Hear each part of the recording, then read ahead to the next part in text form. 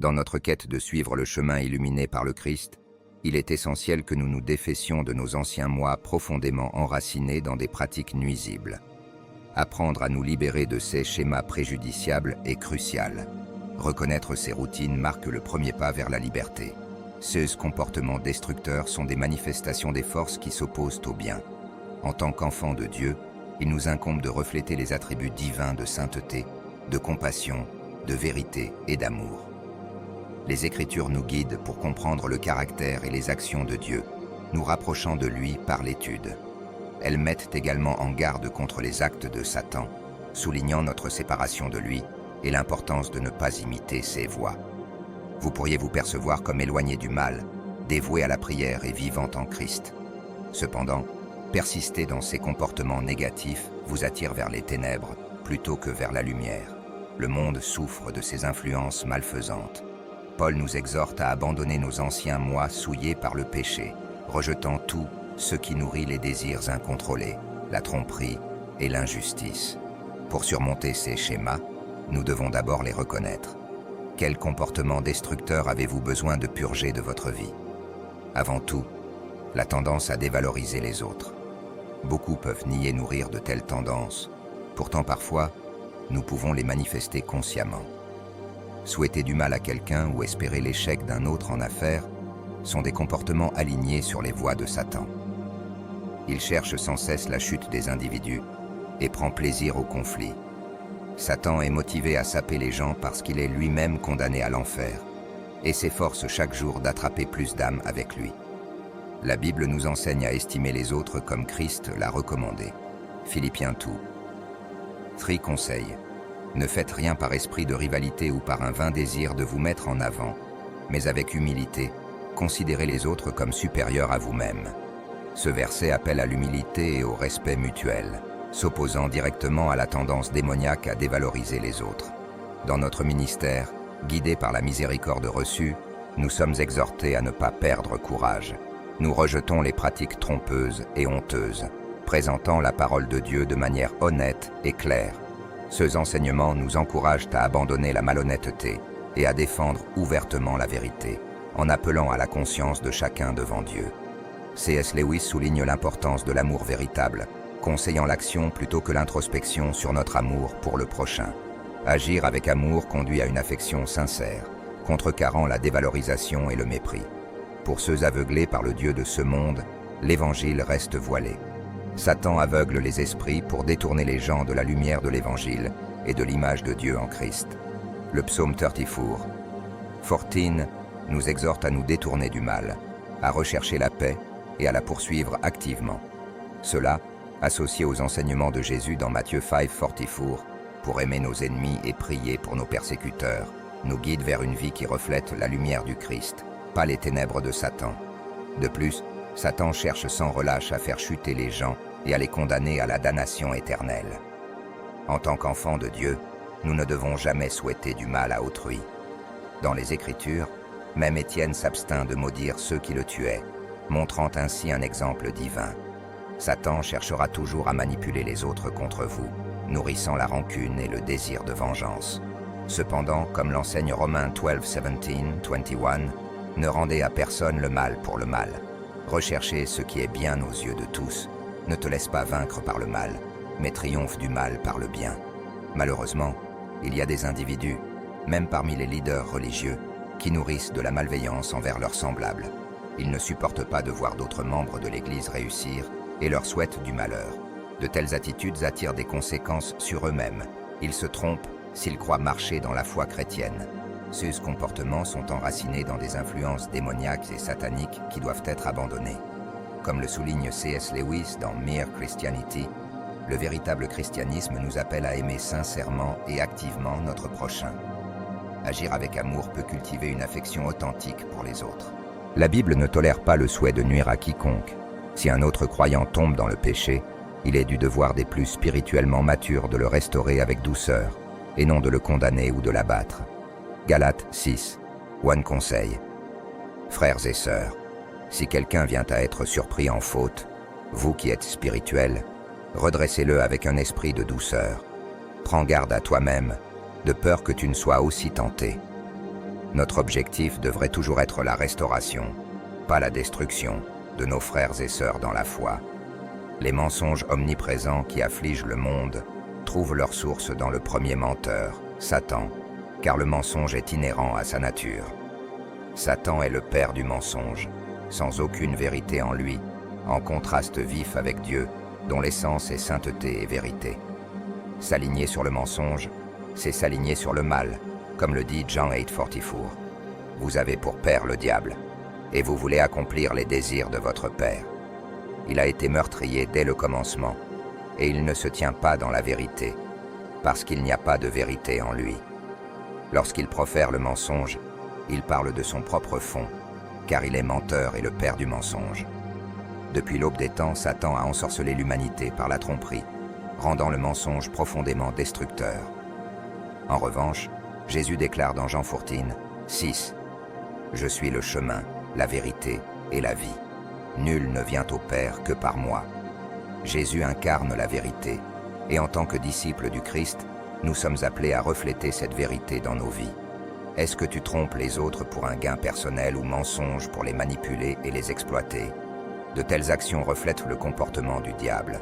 Je ne suis pas là pour condamner ou dire que le changement est impossible ou que Dieu ne peut pas pardonner. Je répète simplement les paroles de Jésus, qui a identifié les menteurs comme étant du diable. Si le mensonge vous caractérise, vous ne pouvez prétendre appartenir à Dieu.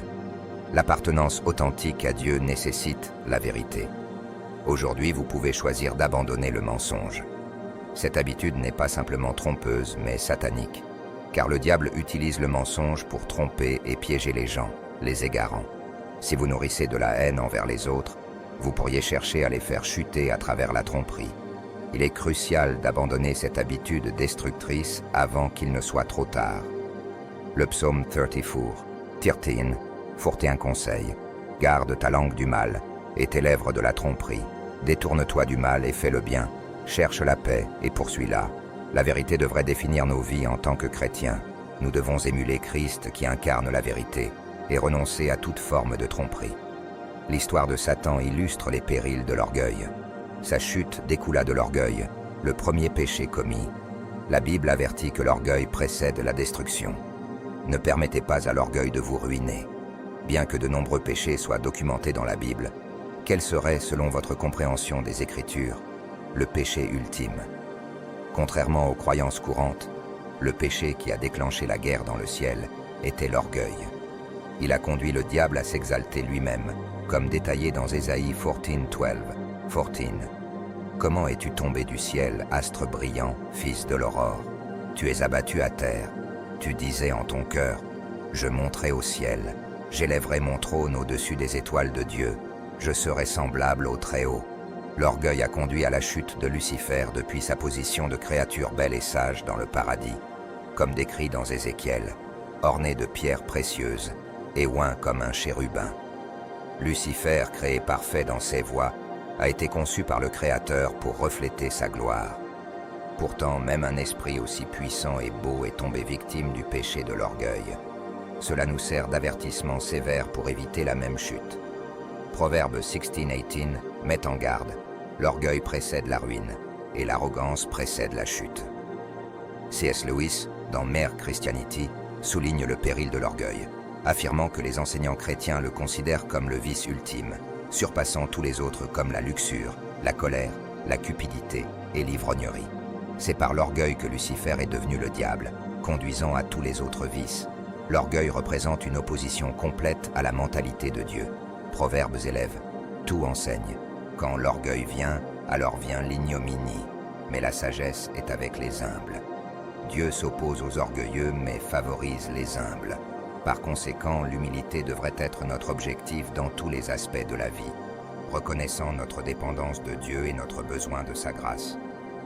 Pour vraiment nous aligner en tant qu'enfants de Dieu, nous devons rejeter l'inclination à souhaiter du mal aux autres, en reconnaissant cela comme une habitude démoniaque qu'il faut abandonner.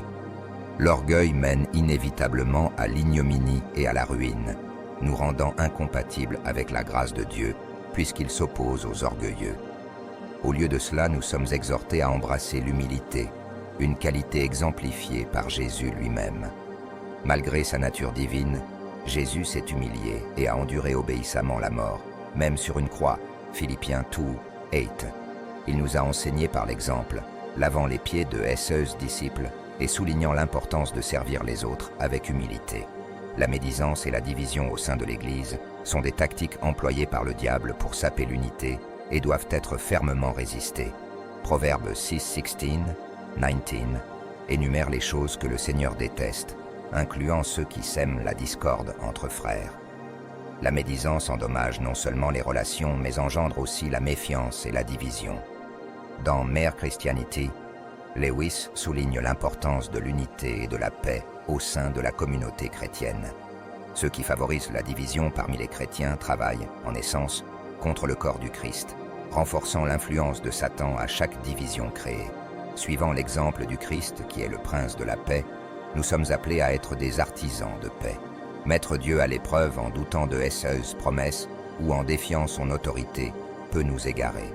Malachie 3:10 nous invite à faire confiance à la provision de Dieu en apportant nos dîmes dans son trésor, avec la promesse de bénédiction débordante lorsque nous le faisons. C'est une invitation à la confiance, non un défi. Dans Les lettres du diable à son neveu, Lewis observe que la tentation commence souvent par la méfiance. Par conséquent, nous devons nous garder de toute attitude qui remette en question la souveraineté de Dieu et toujours reconnaître sa grandeur et sa majesté. Terminons par une prière sincère. Seigneur céleste, nous venons devant toi dans l'humilité, reconnaissant nos imperfections. Nous te demandons pardon pour avoir dévalué les autres, pratiqué la tromperie, nourri l'orgueil, fait des commérages ou mis ta souveraineté à l'épreuve. Purifie nos cœurs et nos esprits, Seigneur, et aide-nous à refléter ton amour et ta vérité en tout ce que nous faisons. Accorde-nous la sagesse d'incarner ta sainteté, ta vérité et ton amour dans chaque action. Aide-nous à chérir les autres plus que nous-mêmes, à communiquer honnêtement, à embrasser l'humilité et à promouvoir l'unité et la paix. Fortifie-nous contre la tentation et guide-nous dans la droiture. Que nos vies illustrent ta grâce et ta miséricorde.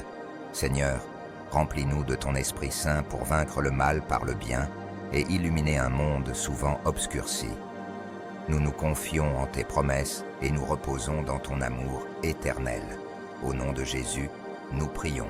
Amen.